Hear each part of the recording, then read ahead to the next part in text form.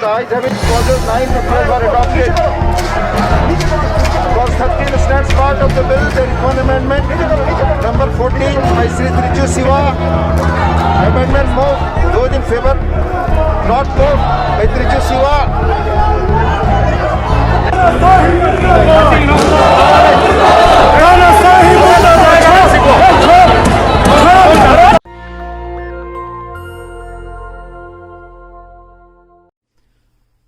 जैन साथियों, आप लोगों को मालूम होगा योगी सरकार ने मेरे ऊपर देशद्रोह का मुकदमा लगा दिया है।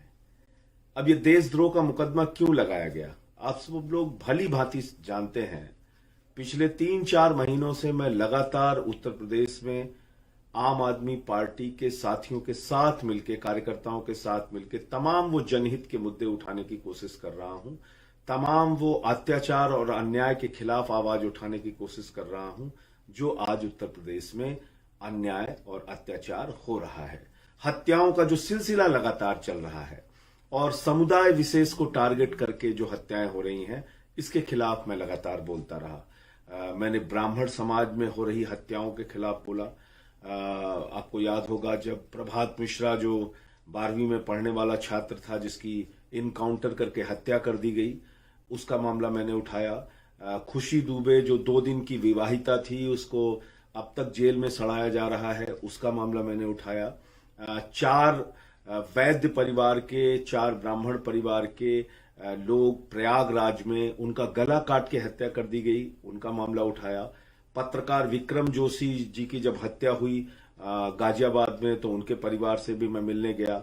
और 3 बार के लोकप्रिय विधायक निर्वेंद्र मिश्रा जी की जब हत्या हुई तो उनके परिवार से भी मैं मिलने गया। और जब मैं वहां से वापस लौट रहा था तो आपको याद होगा पुलिस वालों ने मुझे सीतापुर में डिटेन भी किया।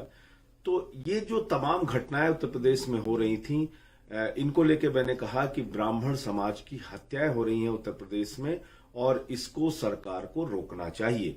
व्यापारी एक इंद्रकांत त्रिपाठी महोबा में थे जिनसे 6 लाख की रंगदारी एसपी मांगता है, पाटीदार, और वो एसपी आज तक खुलेआम घूम रहा है। इंद्रकांत त्रिपाठी 6 लाख की रंगदारी नहीं दे पाते हैं तो उनकी हत्या करा दी जाती है। आप बताइए इन सवालों पे मुझे बोलना चाहिए या नहीं बोलना चाहिए। एक दलित युवक मोहित कुमार को 5 दिनों तक, जो रिक्शा चलाने वाला लालगंज का एक दलित युवक था, उसको 5 दिनों तक थाने में रख के बर्बरतापूर्वक पीटा गया, मारा गया और उसकी हत्या हो गई। मैं उनके परिवार से भी मिलने गया, उनके गांव गया। आप बताइए कि ये मामले उठाने चाहिए या नहीं उठाने चाहिए। लखीमपुर खीरी में एक दलित परिवार की बच्ची के साथ बलात्कार करके उसकी हत्या कर दी गई, उसका शरीर छत विछत कर दिया गया। बलिया में एक राजभर लड़के को इतना बुरी तरीके से मारा, उसको मार मार के अधमरा कर दिया गया। तो ये तमाम मामले जो घटित हुए, जौनपुर में एक दलित बच्ची के साथ बलात्कार का मामला हुआ, मैं उनके परिवार से मिलने गया और बहुत दुख के साथ आपको बताना पड़ रहा है, जब उसकी मां से लोगों ने मिलवाया तो उसके मुंह में आवाज नहीं थी, वो बोल नहीं सकती, अपनी पीड़ा भी किसी को नहीं बता सकती। तो ऐसी ऐसी घटनाएं उत्तर प्रदेश में, नृशंस हत्याएं, बलात्कार की घटनाएं, अलग अलग समाज के लोगों को टारगेट करना। 8 पुलिस वालों की हत्या हुई, 8 पुलिस वालों को एक मुठभेड़ में वो मारे गए, तो उनके सभी परिवारों से मैं मिलने गया। आज कानून व्यवस्था की जितनी बदतर हालत उत्तर प्रदेश में है, मैंने इसके खिलाफ आवाज उठाई और मैंने कहा कि ब्राह्मणों की हत्याएं रुकनी चाहिए, दलितों की हत्याएं रुकनी चाहिए, पिछड़ों की हत्याएं रुकनी चाहिए, अलग अलग जातियों के साथ अन्याय और अत्याचार रुकना चाहिए। और ये सबकी आवाज थी कि उत्तर प्रदेश में जातिवाद चल रहा है, उत्तर प्रदेश में विभिन्न समाज के लोगों को टारगेट किया जा रहा है। तो मैंने यही कहा कि एक मुख्यमंत्री 24 करोड़ जनता का अभिभावक होता है, उसकी जिम्मेदारी है सबके साथ न्याय करे। वो किसी एक जाति का मुख्यमंत्री नहीं है, वो किसी एक धर्म का मुख्यमंत्री नहीं है, वो पूरे उत्तर प्रदेश का मुख्यमंत्री है। तो मैंने योगी जी से यही अपील की कि आप ठाकुरों के नेता हैं, ठाकुरों के लिए काम कीजिए, लेकिन दूसरे समाज की उपेक्षा मत कीजिए, दूसरे समाज के साथ अन्याय मत कीजिए। और इसकी वजह से लगातार मेरे ऊपर मुकदमे लिखे गए। 13 थानों में मेरे खिलाफ एफआईआर दर्ज की गई, मेरे पार्टी का दफ्तर बंद करा दिया गया। मैं सीतापुर से निर्वेंद्र मिश्रा जी के यहां से जब वापस आ रहा था तो मुझे रास्ते में रोक के डिटेन करके मेरे खिलाफ वहां कार्रवाई की गई, और ये फिर देशद्रोह का मुकदमा। आप सोचिए, मैंने अपना पूरा जीवन पटरी गुमटी वालों के लिए संघर्ष करने के लिए, उनको न्याय दिलाने के लिए लगाया। देश भर में कहीं कोई आपदा हुई, वो चाहे गुजरात का भूकंप हो, सुनामी हो, उत्तराखंड की आपदा हो, जम्मू कश्मीर की आपदा हो, या फिर नेपाल में आई हुई आपदा हो, या फिर इस कोरोना के कार्य, जब ये कोरोना का काल चल रहा था उस दौरान लोगों के बीच में रह के काम करने की बात रही हो, मैं हमेशा अपने जीवन को देश और समाज के लिए समर्पित रखा, लोगों के लिए काम करता रहा। 50 बार का ब्लड डोनर हूं मैं। ये सारी चीजें बतानी नहीं चाहिए, लेकिन मैंने अपने जीवन में क्या किया है वो आज आपके साथ शेयर करना चाहता हूं। और पीड़ा होती है कि सरकार जब आपके ऊपर दुर्भावना से, राजनीतिक द्वेष के कारण, आप सच बोल रहे हैं इसके कारण देशद्रोह जैसा मुकदमा लगा दिया गया, तो मैंने एक दिन पार्लियामेंट के अंदर 17 तारीख को मैंने ये कहा कि भाई उत्तर प्रदेश में कोरोना के नाम पर घोटाला हुआ है, आपदा में अवसर तलाशा है योगी सरकार ने। 75 जिलों में कोरोना घोटाला हुआ है। 800 रुपए का ऑक्सीमीटर वो 5000 रुपए में खरीदा गया, और 1600 रुपए का थर्मोमीटर वो 13,000 रुपए में खरीदा गया। 800% कमीशन चला। और ऐसे समय में जब शमशान में लाशें बिछी हुई हैं, ऐसे समय में जब कोरोना से लोग मर रहे हैं, ऐसे समय में कोई सरकार कैसे दलाली कर सकती है, भ्रष्टाचार कर सकती है? और क्या इसके खिलाफ आवाज उठाना गुनाह है, अपराध है?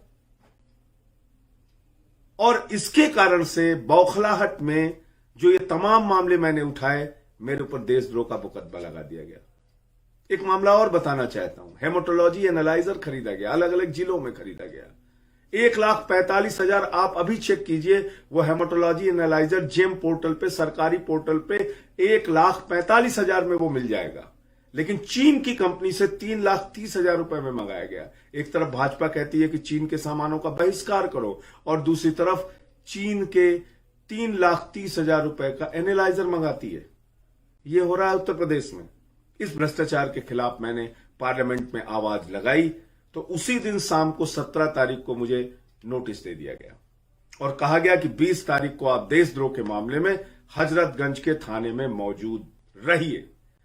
और तब मैंने दूसरे दिन प्रेस कॉन्फ्रेंस करके कहा, पार्लियामेंट में भी कहा, और मुझे खुशी है 12 राजनीतिक दलों के 37 सांसदों ने, उत्तर पश्चिम, पूरब पश्चिम, उत्तर दक्षिण, सब जगहों के लोगों ने, सभी सांसदों ने मेरा साथ दिया और हस्ताक्षर करके सभापति जी से कहा कि ये तो गलत है। ऐसे एक देश के सर्वोच्च सदन के सदस्य के खिलाफ देशद्रोह का मुकदमा कैसे हो सकता है? तो सर्वे एक कराया था मैंने, उसको आधार बनाया गया कि साहब आप जातिगत सर्वे करा रहे हैं, ये देशद्रोह है। आप मुझे बताइए, मैंने उस सर्वे में पूछा कि भाई योगी सरकार जातिवादी है या नहीं है? अगर आपको लगता है जातिवादी है तो 1 दबाएं, जातिवादी नहीं है तो 2 दबाएं। ये देशद्रोह कैसे हो गया जब मैं उसमें दोनों ऑप्शन दे रहा हूं?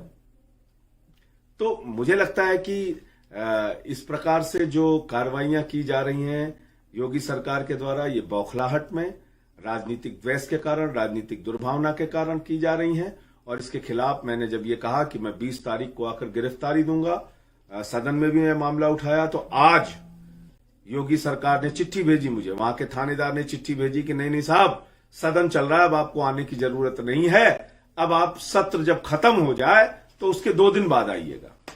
तो 17 तारीख को आप नोटिस थमा रहे हैं योगी जी, तब आपको पता नहीं है क्या कि सत्र चल रहा है, तब आपको पता नहीं है कि सदन चल रहा है, तब आपको पता नहीं है कि देश की संसद चल रही है। और जब देश की संसद चल रही होती है तो सरकारी विभाग का भी कोई कार्यक्रम होता है तो अधिकारी उसे टाल देते हैं कि नहीं, बाद में इस कार्यक्रम में सांसद हिस्सा ले पाएंगे। लेकिन ये हुआ, मुझे बुलाया गया 20 तारीख को, लेकिन जिस प्रकार से आप लोगों का समर्थन मिला, अलग अलग समाज के लोगों का समर्थन मिला, चाहे वो ब्राह्मण समाज हो, चाहे वो दलित समाज हो, चाहे पिछड़े वर्ग के समाज हो, राजभर हो, मौर्य हो, यादव हो, नाई हो, पाल हो, निषाद हो, तमाम जातियों का समर्थन, जाट हो, गुर्जर हो, सबका समर्थन मिला, ब्राह्मण समाज के तमाम संगठनों का समर्थन मिला। तो शायद उसके कारण से दबाव में आकर फिर आज उन्होंने चिट्ठी भेज दी कि नहीं, जब तक सत्र चल रहा है तब तक आपको आने की आवश्यकता नहीं है, अब आप 2 दिन के बाद आइए जब सत्र खत्म हो जाए। तो ये तो अजीब मजाक है। जब देश के सदन में मैंने उठाया, सभापति जी ने उसका संज्ञान लिया और कहा कि हम इस पे कार्रवाई करेंगे, इसकी जांच कराएंगे, तब आप कहते हो नहीं साहब आने की जरूरत नहीं है। तो ये आंख मिचोली क्यों, ये धींगा मस्ती क्यों, ये चूहे बिल्ली का खेल क्यों? योगी जी, अगर आपको गिरफ्तार करना है तो मैंने तो हमेशा कहा कि मैं अपनी गिरफ्तारी देने के लिए तैयार हूं। और मैं उत्तर प्रदेश के सभी भाई बहनों से और खासतौर से नौजवान साथियों से कहना चाहता हूं, जेल और लाठी का भय अपने मन से बिल्कुल निकाल दीजिए।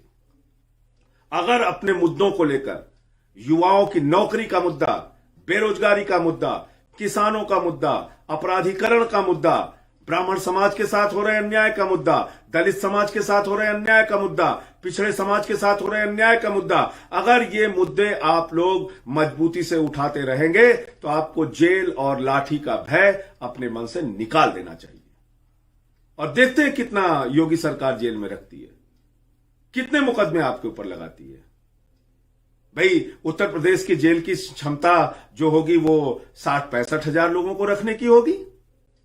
अगर 1 लाख 2 लाख आदमी उत्तर प्रदेश में तय कर ले हम जेलों में रहेंगे, कितने दिन खिलाओगे हमको, कितने दिन रखोगे? चलो, तो इसलिए आज सरकार और सत्ता का मन इसलिए बढ़ा हुआ है कि आज जेल और लाठी से लोग पीछे भागने लगे हैं, डरने लगे हैं। वो डर अपने मन से निकालना होगा और इनको चुनौती देनी होगी कि जितना जेल में रख सकते हो रखो। इस देश की आजादी के आंदोलन में युवाओं ने जेलों को भरा, राष्ट्रपिता महात्मा गांधी के नेतृत्व में भरा। इस देश में लोकनायक जयप्रकाश नारायण के नेतृत्व में आपातकाल में हिंदुस्तान की जेलों को नौजवानों ने भरा। डॉक्टर लोहिया के नेतृत्व में जो आंदोलन चले पिछड़े और दलित समाज के लिए, उसके लिए लोगों ने जेलों को भरा। तो जेल और मुकदमे का डर जब आप अपने आप से मन से निकाल दीजिएगा तो समाज में एक बहुत बड़ा परिवर्तन लाने का कारण आप बनेंगे। इसलिए साथियों और दोस्तों, सत्र खत्म हो जाएगा, उसके 2 दिन बाद फिर मैं थाने में जाऊंगा और उसके बाद योगी जी गिरफ्तार करके मुझे जेल में डालते हैं या जो भी कार्रवाई करते हैं, वो सारी कार्रवाई झेलने के लिए, बर्दाश्त करने के लिए 100% तैयार हूं। लेकिन ब्राह्मणों की हत्या का मामला, दलितों की हत्या का मामला, पिछड़ों की हत्या का मामला, कोरोना घोटाले के मामले को मैं लगातार उठाता रहूंगा। मैं इन बंदर घुड़कियों से बिल्कुल डरने वाला नहीं हूं और जितने भी इसके परिणाम भुगतने होंगे, मैं उसके सारे परिणाम भुगतने के लिए तैयार हूं। जय हिंद, इंकलाब जिंदाबाद। और आप सबको बहुत बहुत धन्यवाद, बहुत बहुत आभार। इसी तरह से मेरा साथ देते रहिएगा, मेरा हौसला बढ़ाते रहिएगा और आपका ये बच्चा आपके लिए लड़ता रहेगा, संघर्ष करता रहेगा। जय हिंद। नेशनल दस्तक की आपसे गुजारिश है कि अगर इसको बचाना चाहते हैं तो नेशनल दस्तक को सब्सक्राइब करने के लिए रेड कलर के सब्सक्राइब बटन को दबाएं, फिर बेल आइकन की घंटी दबाएं। नेशनल दस्तक को बचाने के लिए बहुत जरूरी है कि हर खबर को शेयर करें, लाइक करें, कमेंट जरूर करें।